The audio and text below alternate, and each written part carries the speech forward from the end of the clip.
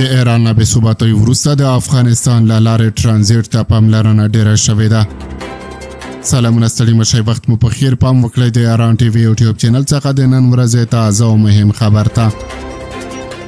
د ایران او اسرائیلو د جګړې او ایران د لارو د بې ثباتۍ له امله د افغانستان له لارې ټرانزیټ ته پاملرنه ډیره شوې ده. د ایکو په ناسته کې د ازبکستان ولسمشر د بدیلو لارو او د چین کرغزستان ازبکستان ریل پټلۍ پر پراختیا او له ټرانس افغان دهلیز سره د هغې پر نښلولو ټینګار شوی دی. د ایکو سازمان په 18مه سرمشریزه کې چې په آذربایجان کې جوړه شوې وه، د ترکیې، ایران، پاکستان، افغانستان، ازبکستان، تاجکستان، کرغزستان، قزاقستان، ترکمنستان او آذربایجان چارواکو ګډون کړی و. د روسیې ورځپاڼه وایي چې پر ایران د اسرائیلو بریدونو د منځنۍ اسیا په اقتصادي برخو کې خطرونه رامنځته کړي دي، ځکه ایران د سیمې یو مهم ټرانزیټي هیواد دی.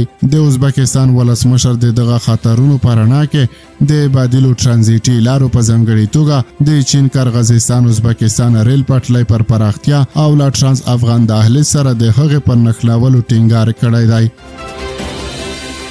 نوموړي د اسلامي امارت له اقتصادي مرستیال ملا عبدالغني برادر سره د ټرانس افغان دهلیز د چټک عملي کېدو په اړه خبرې کړې دي. ازبکستان اعلان وکړ چې غواړي په افغانستان کې پانګونه وکړي چې د مزار هرات او کندهار ترمنځ ریل پټلۍ، نساجي سیمنټ فابریکې، د مالګې پروسس او ډیجیټل حکومتولي پکې شامل دي. کارپوهان وایي چې د ټرانس افغان دهلیز له لارې د مالونو لیږد به لا څه چنده چټک او ارزانه هم شي. قزاقستان هم ژمنه کړې چې د تورغونډۍ هرات ریل پټلۍ او د لوژستیک مرکز جوړولو کې به پانګونه وکړي. د افغانستان اسلامي امارت چارواکو ویلي دي چې قزاقستان له 500 میلیونه ډالرو پانګې سره چمتو دی. دغه پروژه لږ تر لږه 9 میلیارډ ډالره پانګونې ته اړتیا لري. روسیا هم کېدای شي د دغې پروژې یو پانګوال اړخ شي او غواړي افغانستان د شمال جنوبي دهلیز یوه برخه وګرځوي.